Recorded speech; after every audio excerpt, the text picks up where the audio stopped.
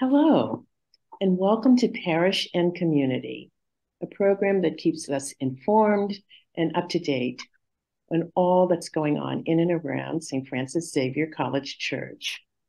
My name is Winnie Sullivan, and I'm joined by my friend and fellow parishioner, Lisa Burks. Hi, Lisa. Hi, Winnie. Together, Lisa and I co-chair the AntiRacism team here at College Church, where recently we've been doing a deep dive into our parish racial history. We're delighted to welcome as our special guest today, Dr. Maureen O'Connell. Maureen is a professor of Christian ethics at LaSalle University, a community organizer. She's in a position of leadership with the group Discerning Deacons, and she's the author of several books, one of which, Undoing the Knots, 5 Generations of American Catholic Anti-Blackness, forms the basis of a webinar that she'll be offering to us later this month. So welcome, Maureen. We're so glad you could be with us today. Oh, I'm really grateful for the opportunity and looking forward to connecting again. This is like a 2-for-1 invitation, which is great. Right. We're eager as well. So we'd like to begin by asking you to tell us, how did you come to write this book? I'll certainly unpack this a little bit more when I'm with you all on the webinar at the end of the month. But I think ultimately, Winnie, I was just haunted by some really uncomfortable questions, some why questions, most of which surfaced for me when I would get side blinded or kind of caught off guard or suddenly made aware of my own racial identity and how I was showing up in different spaces in a way that was harmful to other people, or in a way that was hurtful. And those are very confounding experiences for me, because I've been trying to walk the path towards the ongoing conversion process of becoming anti-racist, becoming somebody who is aware of the way in which racial bias shapes my understanding of myself and other people, shapes the way that I understand and see the signs of our times, shapes the way that I understand how we ought to solve some of the world's problems. And I'm deeply committed to that. And so it was always kind of really confounding or very hard to think of myself as, well, I'm a person who's walking this path, and still I get confronted a lot of times by my own whiteness. So there were a couple of instances, and again, I got to leave something on the table for people to, I'll hold my cards, I guess is the better way, to make sure that we have folks come. But in pretty much all of the different ways that I show up as a Catholic, whether in worship space or in a classroom where I teach theology, or in doing community organizing work, or in some of my research, it's a pretty regular occurrence. And so I just found myself wondering, how was it that I became sort of so blind to some of this, or so ill-equipped in some ways to do the work that I know that my colleagues of color and communities of color that I am attempting always to be in more authentic and deep relationship in need me to show up in the kind of work that I need to do. So I think it's a number of unsettling whys about my own self. Mm-hmm. That I suspected had really deep roots, because they feel so deeply ingrained, so much like a lot of other traits or ways that, we get socialized over generations. I kind of had a suspicion like, I suspect this is part of my socialization process as a white American Catholic. So I wanted to know if that was true. Yeah, understandable. Yeah, thank you. And, through researching and writing the book, in fact, you did discover stories of various members of your family who made choices along the way to separate and segregate from Black families in their communities. And that was often at the direction of their Catholic pastors. Mm-hmm. How did that revelation impact you personally and as a member of the Catholic community? You know, I think that, Lisa, these were epiphanies. And I, as a theologian, and the reason I became a theologian was when I discovered all of these things that weren't taught to me in my formation, my catechetical formation in, you know, Catholic schooling from first grade through, you know, undergraduate. I became a theologian when I learned that there were all these things about my tradition that I was never taught. And I was always so excited because they changed the way that I understood God, or the way I understood justice, or the way that I read the Bible, or the way that I showed people showing up in worship spaces. Like, it just, those epiphanies would change everything. And in some ways, these were similar epiphanies. I don't know if we could use the word epiphany, because often we think of an epiphany as a sort of an inbreaking in some ways of divine insight. But I guess they were inbreakings of divine insight, because it helped me to see a past that in some ways was hidden in plain sight, and was very familiar and known by communities who didn't have the privilege of being able to forget, because they continue to live in the legacy of these choices that some of my family members made. And so it made me see them in a different light, and not necessarily in a judgmental light, in some ways in a bit more of a compassionate light. Not to say that they didn't have their own agency in making the choices that they made, not to say that they were not aware, perhaps, of the implications of the choices that they were making. But it made me recognize that, yeah, they probably faced some tough choices, and probably had to twist themselves into all sorts of moral pretzels to be able to justify some of the decisions that they were making, or to continue to turn a blind eye towards some of the implications of the decisions that they were making, or to do different things to numb the pain of the trauma that maybe trauma is not the wrong word, not the right word, but certainly it harmed them also, and the ways that they chose to navigate or to deal with that harm, or not deal with that harm, as the case might be. And so I don't know. It created a sense of a multi-dimensional kind of approach to my family tree. You probably have done some ancestry.com searching, or genealogy, and often those are just very flat and one-dimensional and linear. And all of a sudden, these people became far more human to me. And I could imagine some of the spaces that they were in, reading all this archival material, reading material that they would have read in real time, immersing myself into the communities that they were in.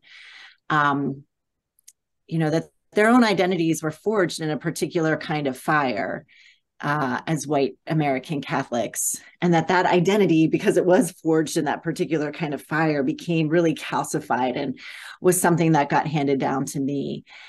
And then I'm also able to say, I and other folks like me make very similar choices to them today. Like, it's tempting to say, well, how could they have X, Y, or Z? How could they have decided to move out of that neighborhood? Or how could they have been part of perhaps an effort to keep, this would have been like in the earliest history of my family, to keep maybe Black people from being buried in the Catholic cemetery? How could they have participated in that? And it just helps me be attentive to where that's happening today. So, and in some ways, like, I think it just is it's a bit more freeing, because there's a liberation that comes with being really honest about things, as opposed to shirking the shadow side of things, or, as Richard Rohr says, expending all sorts of energies to distance ourselves from the shadow side, or to scapegoat others around the shadow side. Like, no, sit and face it, because there's something there that needs to be learned. So thank you. Thank yeah.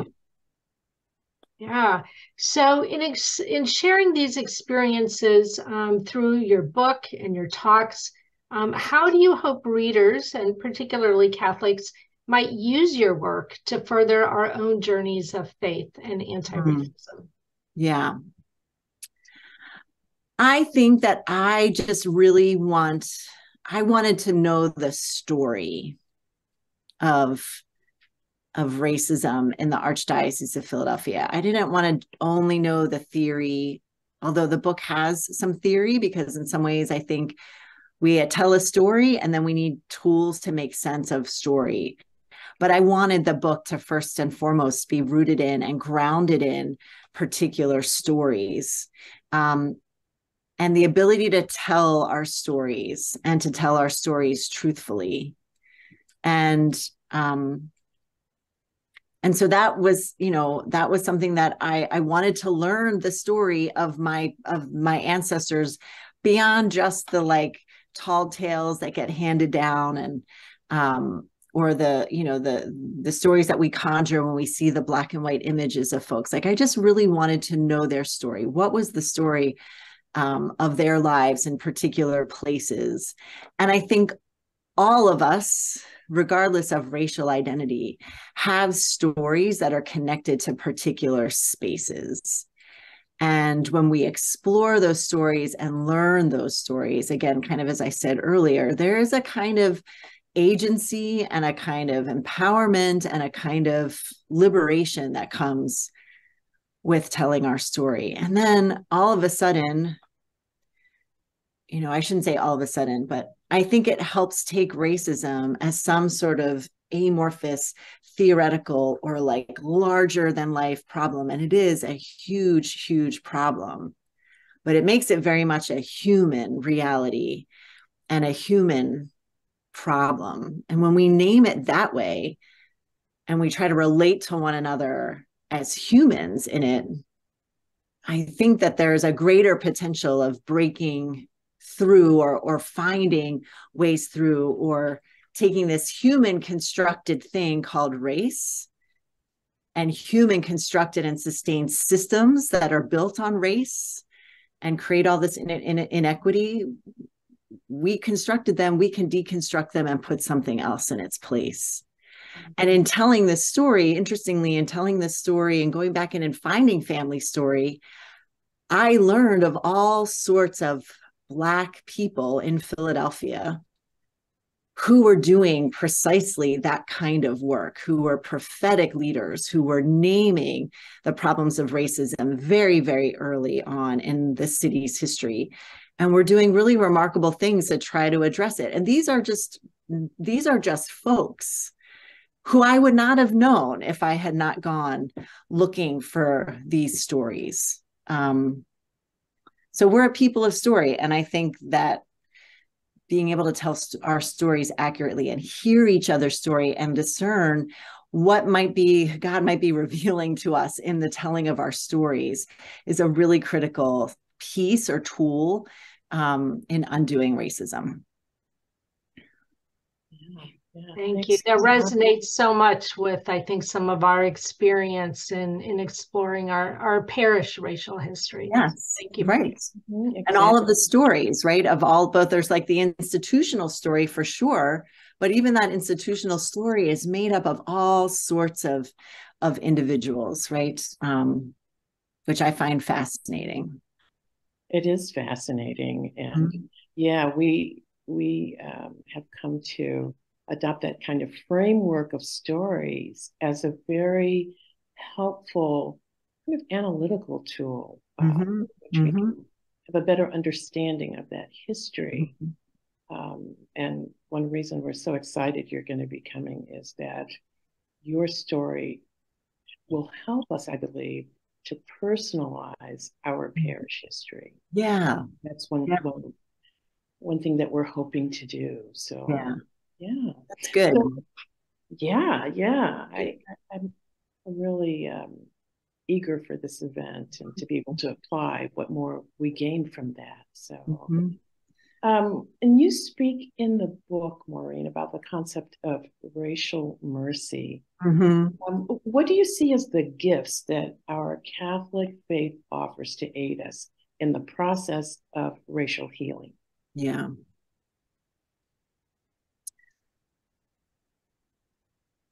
I mean, I think that there's just such a wealth of resources, whether we're talking about ritual and liturgical resources, or we're talking about ethical resources, things like virtue and things like racial mercy, which really is my take on the way one of my professors, when I was in graduate school, Jim Keenan, a Jesuit at Boston College, he sort of famously now defined mercy as the ability to enter into the willingness to enter into the chaos of another. And so I thought, well, we need racial mercy because we need the willingness to enter into the chaos of racism in our world, in our neighbors' lives, in our lives, in the lives of our parishes, in the lives of all of the different institutions that make up our life in common. But like, that's a resource from ethics. We have nothing but a variety of things, from virtues to earlier today, I was on a call talking about Catholic social teaching and how Catholic social teaching is both a theoretical framework, but it's an embodied reality. In fact, I heard somebody say, you know, couldn't we think about human dignity, the principle of human dignity in Catholic social teaching, as just a willingness to accompany other people in this process of being human? And I thought, wow, that's such a great way.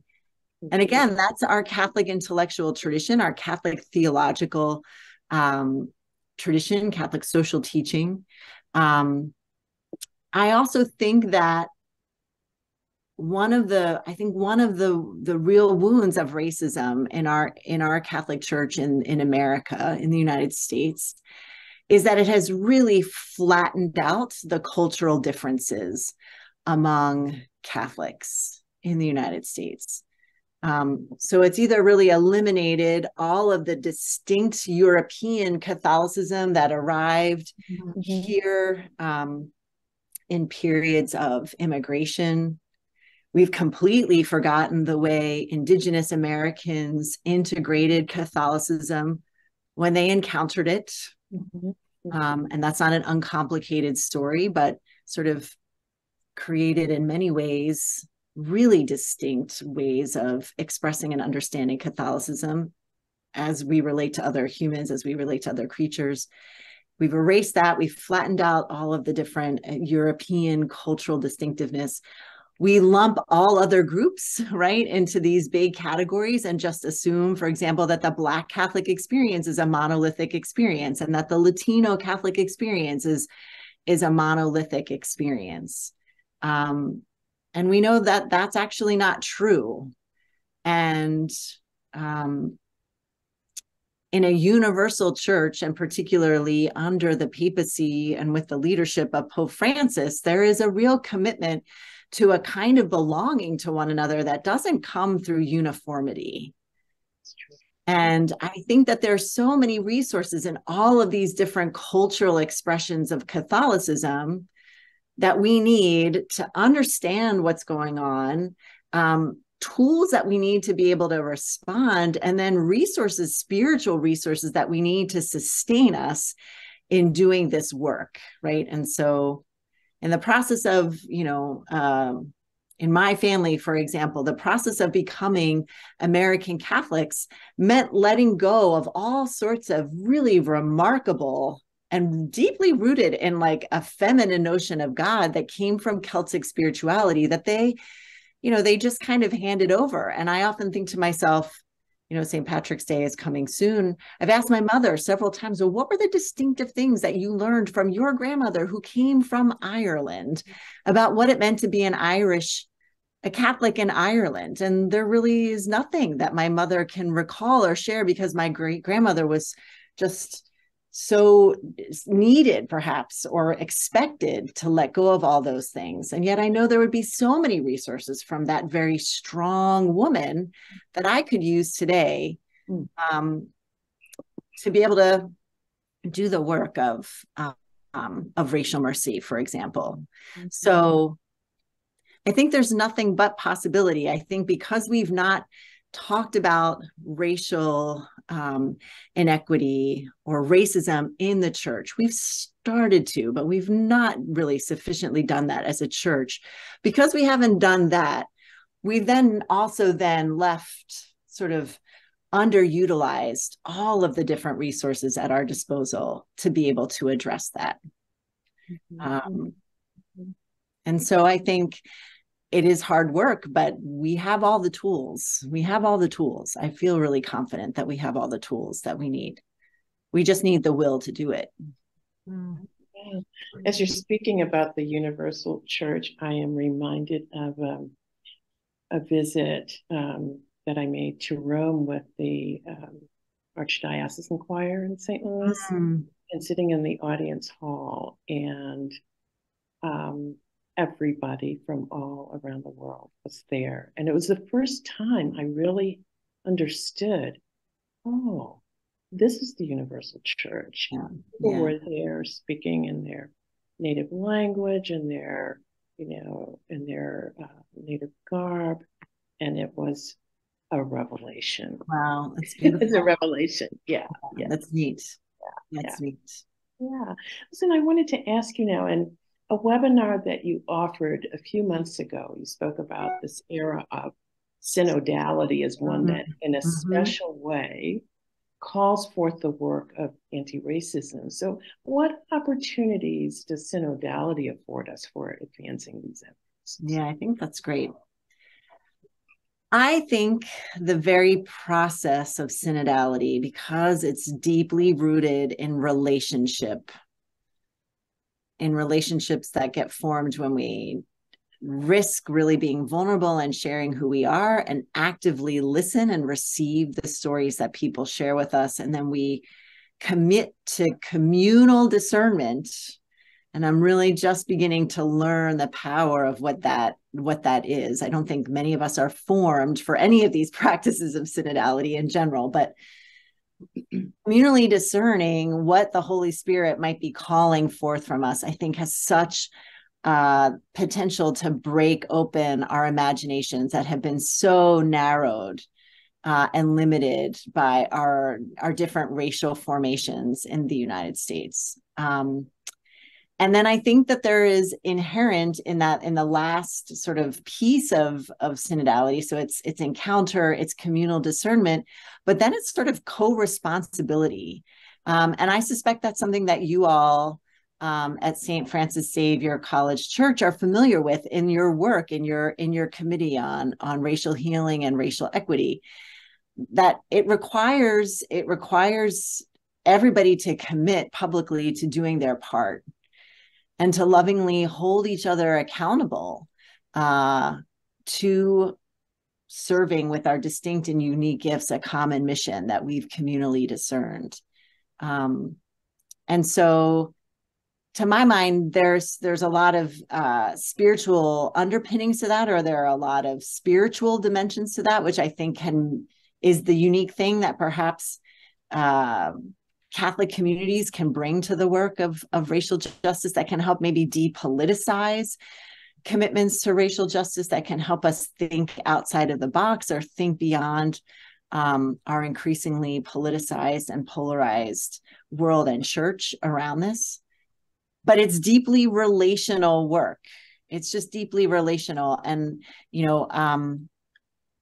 a lot of folks who are critical of trainings, diversity, equity, inclusion trainings, the criticism lies on the inability of those programs to create meaningful connections, a sense that people know one another, and a sense that people feel like they belong in a particular community and to the members of that community. And so I think it's in like that deep relationality and sense of belonging that those of us who are raised as white find the courage to do the hard work that is, we are called to do with the power and the privilege that our racial identity affords us in communities. And also to do that in relationship with other people, which makes it, yes, it's the work as my friend Tia Noel Pratt, Dr. Tia Noel Pratt at Villanova calls it, the work. She capitalizes the work, both words. But that is also such a profound experience of neighbor love. It's also the way, and so it's like to the point of like my yoke is easy and my burden is light. So I think synodality is calling us to radically different ways of relating across power differential in our church, and that includes the power differentials of race and the power differentials of gender. And there's a lot that I think there's a lot of transformation that can happen in those when we're deeply in relationship and committed to walking with each other. Absolutely. Yeah, that is, I would say that co-responsibility is also something new for us, and we're trying to grow in our understanding of that, in our practice of it. I think we all are, Winnie, because quite frankly, synodality was the way of the early church, and there was an attempt to sort of reconstitute the church for synodality after the Second Vatican Council, that this is the way that the church ought to relate to itself with its members, particularly around really pressing questions like racial inequality and racism within the church. And we do need to be formed for it, much like, as you both well know, we need to be formed for racial equity work. We need to be formed as anti-racists, as people who on a daily basis are involved in the conversion process of rejecting all of the messaging we get that there's something wrong with Black and brown people, and that there's something about them that's problematic that needs to be solved. We just have to have the ongoing work of resisting and putting in place very different understandings of others and ourselves.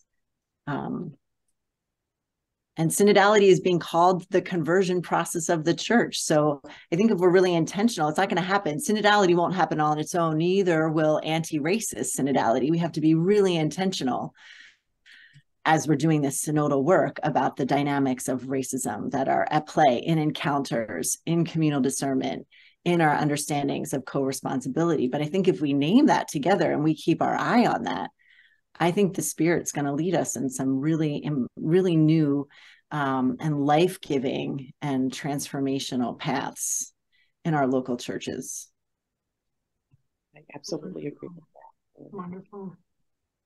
Well, this has been a wonderful conversation, and I feel like we're just getting started, because we are. We are. And we're just so grateful that you were able to spend this time with us today. Tell us a little of your family story and how it connects to our current entanglements and our desire to be free of those entanglements of racism. And it certainly helps me to see more clearly how our faith both compels and supports us in the work of anti-racism. So we're looking forward to continuing that discussion when we meet on March the 30th.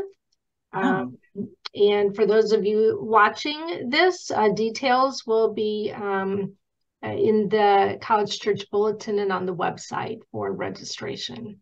So thank you again, Maureen. Thank you. I'm really looking forward to being with you all and learning from you all, because I think you at St. Francis Xavier College Church are really leading the way for our American Catholic Church in terms of how to try to do this work together. So thank you. I'm really excited to be with you. Maureen, great to be with you. Thank you. Okay.